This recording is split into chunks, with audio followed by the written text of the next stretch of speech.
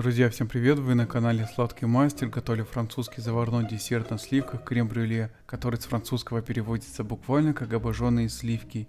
А поскольку многие подписчики просили рецепт настоящего крем-брюле без керамической посуды для обжига десерта, я буду готовить эти изысканные десерты в простых стаканчиках, без использования газовой горелки и керамики, что делает процесс приготовления доступным абсолютно для всех. Изделия получаются настолько нежными и ароматными, что это поистине королевский десерт, который можно подавать ко дворцу, ну или дома к чаю. Друзья, более подробное описание рецепта, а также все особенности и мерные значения по продуктам вы можете посмотреть в рекомендациях, которые я всегда оставляю под каждой публикацией. В сотейник с толстым дном, предварительно установленный на газовой плите, вливаю сливки. Вы можете использовать обыкновенную электрическую плиту. Сливки должны быть не менее 33% жирности. Всыпаю сахар, включаю средний огонь. Помешиваю осторожно сливки с сахаром до закипания. Очень важно сильно не вымешивать, как заварной крем, чтобы не насыщать сливки кислородом. Готовность сливок я всегда определяю на глаз, как только пошел немного пар, и сливки стали очень горячие, тогда они готовы. Но для тех, кто привык использовать градусник, хочу продемонстрировать, что я нагрел сливки до 83 градусов, а в целом температура горячих сливок на момент готовности составляет приблизительно 80-85 градусов Цельсия. В желтки добавляю ванильный экстракт, перемешиваю просто ложкой.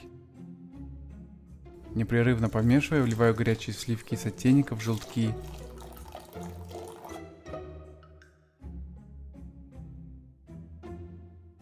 Процеживаю сливочно-желтковую смесь через сито с мардей. Заливать десерты буду вот в такие гофрированные стаканчики, которые не намокнут от влаги и отлично подходят, если нет керамики, а приготовить суфле или мусс хочется. Порционно распределяю сливочно-желтковую смесь по стаканчикам. Каждый стаканчик заполняю чуть больше середины, чтобы оставить место для ягодного декорирования. Размер своих стаканчиков я указал в рекомендациях, но вы можете использовать стаканчики любых форм и размеров, какие есть в наличии. Убираю противень в разогретую до 130 градусов духовку на 1 час в режиме вверх-вниз, без конвекции. Готовность десерта проверяйте, потряся противень с десертами. Готовый крем-брюле плотно держится, как устойчивый густой йогурт, и только серединка немного может двигаться. Сначала оставляю стаканчики при комнатной температуре, а затем убираю в холодильник минимум на 2 часа до полного охлаждения. После холодильника крем-брюле хорошо уплотнились и похожи на чизкейки.